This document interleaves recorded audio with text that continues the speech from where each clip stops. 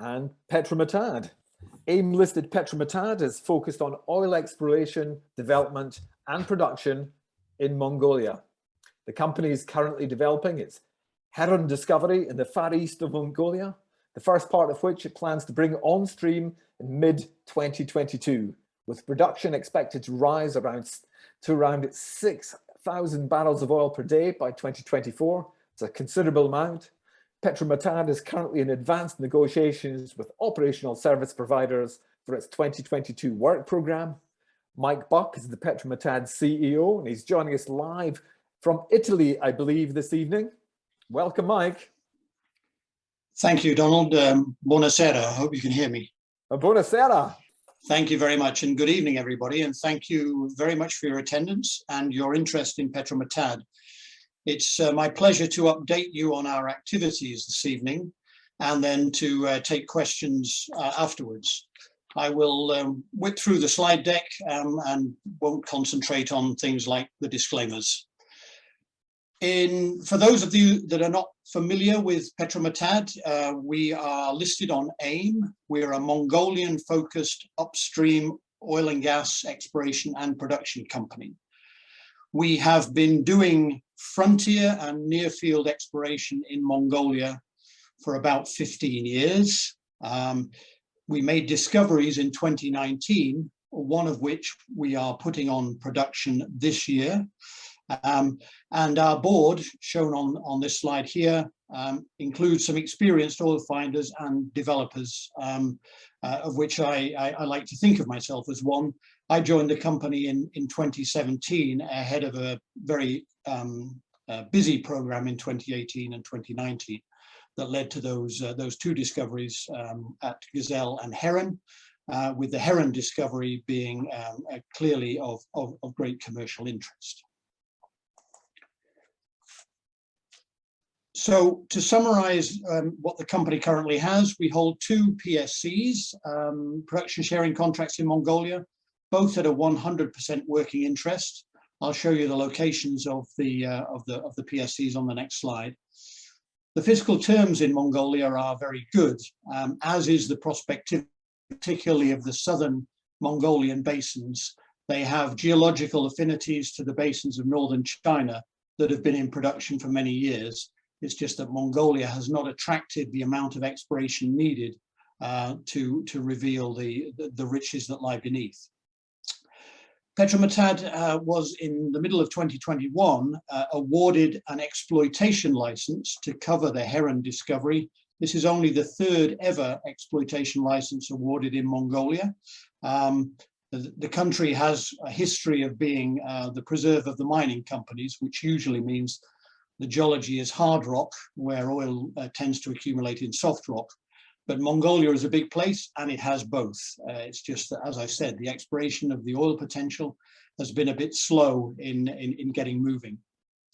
So Petro Matad's goal for 2022 is to transit from a pure exploration company into an exploration and production company, with the Heron development starting up and with the production coming online. We also have within our portfolio some transformational exploration potential. And when I say transformational, I mean not just for us, but for Mongolia, were it to come in. And we have identified and we are pursuing expansion possibilities, both in hydrocarbons. We know the geology of the country very well. We have, I think, a database that can be rivaled by no one. And we've also identified opportunities in renewable energy, and we are chasing those. We have a good reputation and a rapport with the government, which is highly supportive and incentivized to support the oil and gas sector. It's building a domestic refinery and has spent quite a lot of money on that already. So in terms of where our assets are, this map of Mongolia doesn't do it justice. It is a huge country. If you haven't visited, I recommend you do. It's also fascinating. Those two little pink dots in the middle of the map are our Block 5 exploration PSC, which sits in the central part of Mongolia. The western half of Mongolia is largely undrilled by petroleum exploration. So that's an area the size of France that has had very, very little attention to date. Petro Matad has drilled 2 wells in this particular area and 1 in this block. And we have some very, very large prospects still to drill. They could be a huge impact, not only for us, but also for the country. And they are very, very low cost. I'll come back to that in due course when I describe in a little more detail the blocks themselves. And over in the east of the country, there's a little blow up with an arrow pointing to where the Heron discovery is. This is the basin that has been the focus of production activity in Mongolia over the last 20 years, and where 95% of the country's production comes from. Our Heron discovery is immediately to the south of a number of fields operated by PetroChina. We made a discovery with a well called Heron number 1 in 2019, and another discovery with Gazelle number 1. Heron is clearly commercial, and we've been able to secure the license to start the development. A little bit about the Mongolian oil industry, a little update on that. The chart on the top right-hand side shows Mongolia's daily crude production. You can see peaking there at 25,000 barrels a day in 2015. So it's not a huge production for a country of its size, but this has been a nice earner of foreign exchange for Mongolia. Its average production in 2021 was 12,800 barrels a day or thereabouts, which is considerably lower than it should have been, but that's a function of the pandemic, dampening demand and also creating problems for the export of the crude, because basically all of the crude production in Mongolia is trucked into China where it is refined. Meanwhile, Mongolia needs around about 42,000 barrels a day of refined product, which it gets largely from Russia. The government is very keen to increase investment in the upstream sector, particularly now because they are developing and building a domestic refinery. And the map on the bottom right-hand side, although a little bit small, if you can remember, over in the east, that's where the oil fields are. In the central left-hand part of the picture is where the refinery is being built, which is Mongolia's main industrial area. The government also has plans to build a pipeline between the two, which is very good news, because we would rather put our oil through a pipeline than have to truck it with all the risks that are associated with that and additional costs. That refinery is designed for 30,000 barrels a day, and currently the productive capacity of Mongolia is around about 20,000 barrels a day. So they do need more hydrocarbons. Heron will help meet the needs of the refinery as we ramp up production over the next few years. The refinery is scheduled to be on stream in 2024. The pipeline, we understand that the government has received expressions of interest, and from what they tell us, they're planning to fund it themselves, which is very good news. So as a company, we are funded through to production startup through a raise we did in the middle of last year. This is low cost production, and we're prioritizing putting Heron 1 on stream as quickly as we can. We're funded for the further development to increase that productive capacity and also not to be reliant on just one well. And in the same vein, we're looking for a farm-in partner to help us accelerate the development and therefore the production and the revenue. We are negotiating contracts currently with the in-country service providers, most of whom are Chinese, to ensure that the operations are going to be cost effective. We've achieved price reductions compared to our previous campaigns, which is good. We are in the process right now of trying to tie down the costs for the stimulation and completion of the wells, and also confirm with the providers exactly when the rigs will be available. For the completion of Heron 1, we don't need a full-scale rig, we just need workover equipment, and the job will only take a few weeks. It's not like it takes months to do. So that is a relatively quick and easy operation to have done. The drilling of additional wells requires our contractors to tell us when they're going to be able to do it. They've had problems with the pandemic causing difficulty moving personnel around. Those seem to be easing now, which is good news. But of course, PetroChina, who operate the area immediately to our north, they've been wanting to do quite a lot of work over the last 2 years that they haven't been able to do. So they have a considerable backlog of work they want to get done, and we're trying to make sure that we get a place in the schedule that does not delay our operations. We were also approached by DQE Drilling, who are one of, they're a subsidiary of PetroChina, but they're the most active operational provider in Mongolia. They approached us with an idea of a cooperation agreement whereby they were prepared to take some risk, they were prepared to take some deferred payment, and they were prepared to take some payment in oil. That was very exciting for us to hear. Not only are they the most experienced people to work in this basin and have the most equipment, but the fact that they were willing to do things that would allow us to do more with the money we have, and to defer some payments and to pay in production was very, very interesting. We are trying to advance those negotiations as quickly as possible. We've presented to DQE what we would like to do as effectively a wish list of beyond the things that we currently plan. And we've asked them to come back to us with what their commercial requirements would be. They've yet to do that. I imagine that requires some head office approval, but we're pushing them to get back to us quickly, and they certainly seem keen to respond quickly. So meanwhile, we're working on all aspects of permitting needed to move into the production phase. Those of you who've heard me present before will know that permitting is not a trivial matter in Mongolia. There are lots of permits you need. And as a company, we like to make sure that we're operating with all of them in hand. We're also evaluating, as I said, additional opportunities. We've done market soundings for our Block 5 drilling. Those prospects I mentioned, very, very high impact, but very, very low cost. We've had some quite innovative solutions proposed to us. As I say, it would be transformational if we can get this done. So we're keen to move those negotiations forward. Obviously, we could try and do this drilling out of production revenue. If we can do it sooner through some form of risk sharing, that would be great.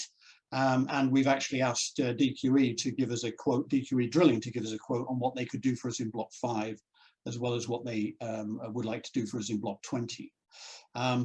There is high potential in the southern Mongolian basins. As I said before, the geology doesn't change as it comes across the international border from northern China. And the prospectivity rivals some of the active deep water exploration plays that are being chased around the globe at the moment, for example, Guyana and recently Namibia, where the amount of resource potential that's being talked about is very large. The southern Mongolian basins potentially have prospects of a similar size. Obviously, with no drilling or very little drilling done to date, their chance of success needs to be improved by some people finding something. But this is drilling cost that's a fraction of the cost of the deep water plays, and that similarly the development costs are a lot lower too. We've high-graded some areas. We are looking to apply for some new PSCs. We're holding off submitting those applications because the government is working on revisions to the PSC and the petroleum law. They have been doing for some time. We're chasing to get an update on their time frame. I would say overall that the current terms in Mongolia are generally quite good, but there are some terms that could be improved. And I'm pleased to say this time around, the industry was asked for its opinion, and we certainly gave ours. And the feedback we had was not that we were asking for things that were just completely beyond the pale, that the justification we provided were generally accepted. So hopefully some of that will be included. We look forward to finding out. As I said, we're also looking at the renewables sector. There's growing opportunities in that sector. It's been stalled for a couple of years, but recently, and as a result of the COP26 meeting and Mongolia's contribution there, a few projects have been given the green light that had otherwise been held up. This is primarily solar and wind, both of which are very, very high potential in Mongolia. We are negotiating with a couple of companies that are active in Mongolian renewables at the moment, with a view to some form of cooperation that leads to prospect and project execution. We're not paying lip service to this. As a company, we have the ability to do project management in Mongolia. We'd like the chance to apply it to renewables.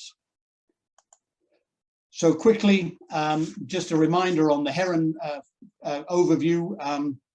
The exploitation license we were able to retain was 218 square kilometers, which includes not only the Heron field, but also the surrounding prospectivity. And we have a tenure of 25 years plus. As you can see on the map, the green areas are the oil fields. Heron is the most southerly one, and all of the oil fields to the north of the PetroChina operated oil fields, where they have their facilities with spare production and with spare capacity, and we're only 17 kilometers away from that. Heron 1 flowed at over 800 barrels a day on test when it was drilled, and we're very much looking forward to getting it on stream as soon as we can. The forecast for first oil is in the middle of 2022, using the adjacent infrastructure for the minimal amount of processing that is required, and then piggybacking, we hope, on PetroChina's trucking operation initially until the Mongol refinery is up and about. We have a memorandum of understanding with PetroChina to cooperate, and we are waiting for their new president of PetroChina Mongolia to arrive. Well, we understand he's now arrived, but we're hoping for a meeting with him soon to kickstart the conversations on those commercial arrangements that we will need to put in place. So in summary of the full field development, we're looking at, in the first half of 2022, focusing getting Heron 1 on stream, because we know all the equipment is in country, most of the crews are in country. It's a matter of making sure we get our place in the timetable of the fracking and completion contractor. And as soon as we can get confirmation of when the rigs are available, then we can line up our drilling of the follow-up wells, Heron 2, Heron 3. And as I said, we are also in negotiation with DQE Drilling with the possibility of expanding those operations. In terms of our readiness for first oil, we're pretty much through the concept and equipment selection. I've told you the status of the contracting. Permitting approvals are moving forward, and we've had our export and sales agreements conversations with the regulator in Mongolia, which is a requirement. They have to be aware and agree to what is being proposed. We have had good feedback from them, and they've agreed with our approach that we should first of all propose to amalgamate our operation in some way with PetroChina's and piggyback on their processing facilities and trucking operation. So that is good. We now need to have the conversation with PetroChina as to turning that MOU into an agreement, including the commercial terms.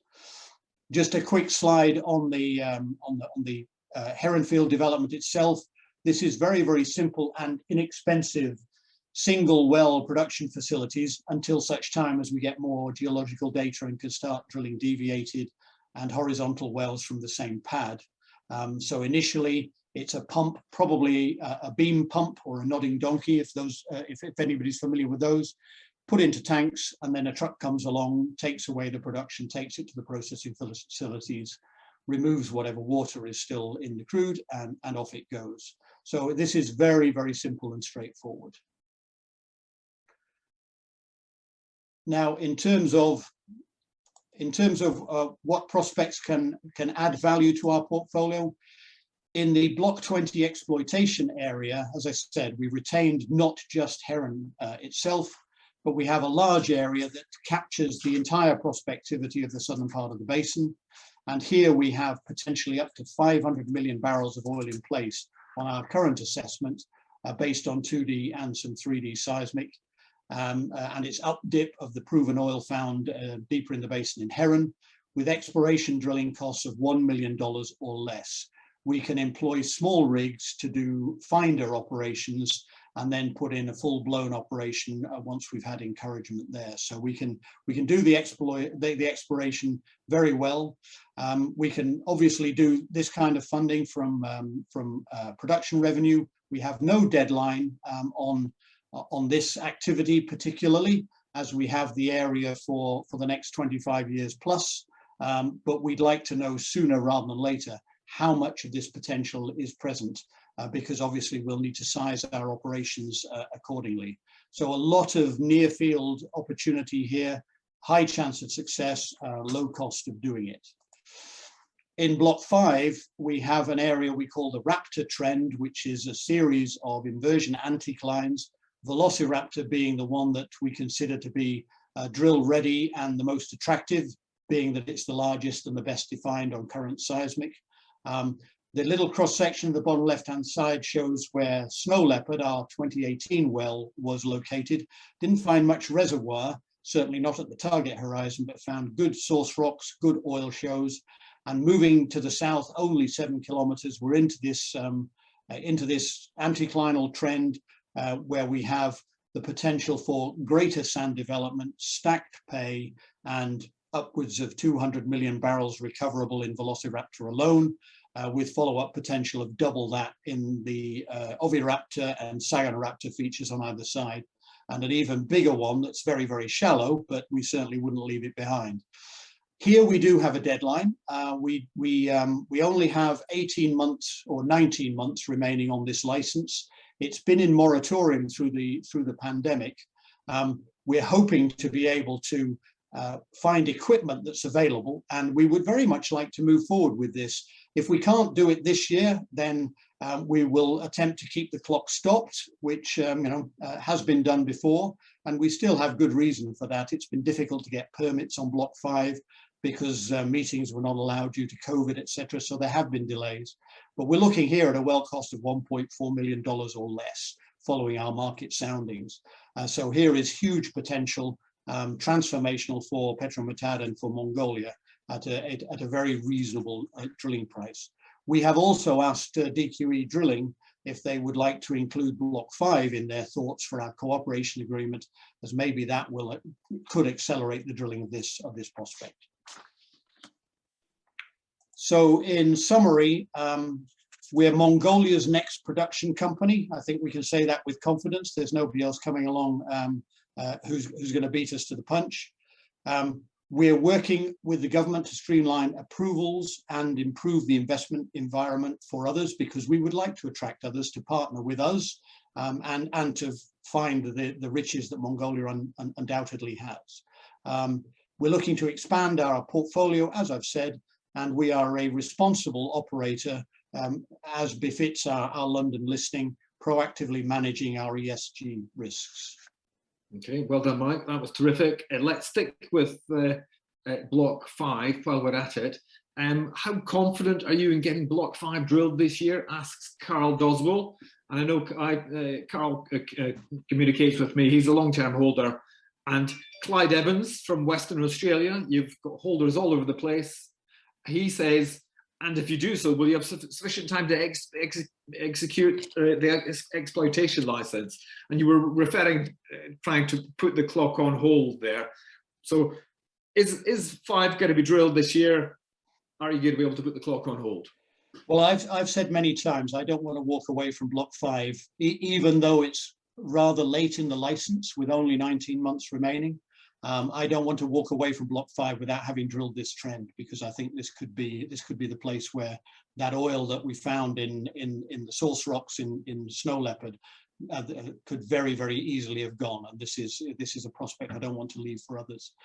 The money we raised in 2021 was enough to get us to production on Heron and to allow us to not be relying on just 1 or 2 wells in that respect. So that money was assigned to that activity. And as much as I'm an explorer and as much as I would like to divert money to Block 5, because I've got a feeling about it, I obviously have to convince my board of that kind of stuff. So the board has said to me, yes, we really like the prospectivity. We do want to drill that well, but let's see what we can do with the resources we have. Let's see what we can do with the contractors we have. Let's see if we can find a way to fund that well, either in 2022 or 2023. At the moment, it depends what they come back with, the contractors we're talking to, and the other companies that we've tried to introduce to Block 5's exploration potential. Clearly, it's not a lot of money, but we run a tight ship. We want to be able to get the Heron work done as we said we would. So at the moment, I'll have to, although I appreciate Carl is a very interested follower of the company, and we're glad to receive his requests and inquiries. Likewise, Clyde. I know I'm not directly answering the question. I'd love to drill it this year, but my board keeps me in check. And if we can't drill it this year, we will try and stop the clock so that we can still have 19 months remaining. It's a good question as to, do you have enough time once you've done it to make sure you can get an exploitation license? I think our experience on Block 20 has taught us a lot about what Mongolian processes require to get the exploitation license approved, and fundamentally it's data. So you need certainly a well, you need some seismic. So we've got some seismic. We would like to drill a well. We would have a rig contract that would allow us to drill an appraisal well in the happy event of success, back to back with the discovery well, and then we'd use the winter period to shoot some 3D over the prospect and the adjacent prospects to allow us to keep a decent area. So one of the questions that my board asked me is, well, obviously we want to make sure that if we do this, and if we, as we hope we will be, are successful, then we are not risking not being able to hang on to it because we can't meet the needs of the current processes. We know those processes very well. We've presented our ideas to the regulator, and they're supportive of additional exploration being done because they need to fill their refineries. So yes, we think that there is enough time to get all the data we would need to satisfy the requirements of the approval process for the exploitation license. Okay, Mike, Heron 1, you've got lots of bits and pieces, permitting, you haven't got your contractors lined up, but you're still giving me middle of the year, and it's going to be you know, spudding and so on. Why are you so confident that is achievable? As I said, the operation on Heron 1, the well is already there. The well is cased to bottom. We did a drill stem test on it. What we need to do now is re-enter the well with some workover equipment, clean it out, do some stimulation, which will in this case be some hydraulic fracking of the reservoir, and then complete it for production. This is an operation that the contractor in Mongolia has done hundreds of times before. They're very efficient, they have good equipment, they have good people, and the only concern at the moment is they have a very full order book. But as I mentioned, this is not an operation that takes a long time. It just takes a matter of a couple of weeks to do this work, and can be done without the need for, you know, a major camp on the Heron location or moving a lot of people around. So what I want to be able to do is to secure our slot in their work program, and this is what we've asked them to confirm to us, when they will be available to do this work for us. Meanwhile, we need to get in place all the permits we require to install the foundations for the pump, the foundations for the tank, the pumps and the tanks, to make sure everything is ready to start exporting that production. And simultaneous with that, we need to get talking to PetroChina about what are the commercial details of putting that oil through their facilities. So there's a lot going on there. The thing that we have the least control over, I think, is the permitting, but we have done absolutely exhaustive over the last 2 years. We've done exhaustive reviews of the legislation, talked to all of the local authorities about what it is we need. So I think we've got a good handle on that, and that permitting is proceeding. There's a lot to be done, but that's where we want to get to. We don't want another year of limited activity. Obviously, the last 2 years were down to, well, the pandemic to some extent, but also trying to get an exploitation license. We've got it now, and we want to use it. Final question, Mike. Let me just jump in there. From DQE, sum up the pros and cons of DQE for numerous questioners. Yeah, okay. Well, we were very happy to receive their initial proposal and thoughts on a cooperation agreement, because clearly, as I said, they are the most experienced operator in country. We haven't had details from them yet of what exactly it is they want us to do, how much they want us to pay up front, and is that on a basis of per well or per annual program. They've yet to say whether the well cost will be less than the well cost we've currently been quoted, by DQE. That's for effectively a 2-well program. This we would be looking at a much larger program over a number of years. And so we've asked them, well, you know, we would expect some economies of scale in that case. We're waiting for them to come back on that, because obviously with the amount of money we have, we want to be able to afford what they are proposing. The fact that they are saying that they're prepared to share some risk, defer some payment, and be paid in oil is brilliant. But you know, exactly how much, because I need to work out what it is we can afford. We don't want to take on, you know, debts we can't repay, or you know, put the company in hock because we were in a rush to get this done. But at the same time, the solution for Heron to accelerate production and therefore revenue is you know, my primary goal. As we can all see, with the oil price being where it is now, you want to make hay whilst the sun shines. We don't want to miss out, so we're going to try and move ahead full speed to get that done. And the conversation with DQE is a good one. They're obviously used to working for their own parent company. They've worked for us before. We thought that went well, but there was a bit of a learning curve to go up. That may be a little bit of a con as regards to Pro, but we think we're halfway there already. So we think we can work together very well. Okay, Mike Buck, CEO at Petro Matad, thank you so much for joining us live tonight from Italy. A completely fascinating company story. It's been a slow train coming, as Bob Dylan says, but 2020 may well be your year. So I look forward to hearing of progress updates from you. Thank you, Don. Thank you very much. Thank you, Mike.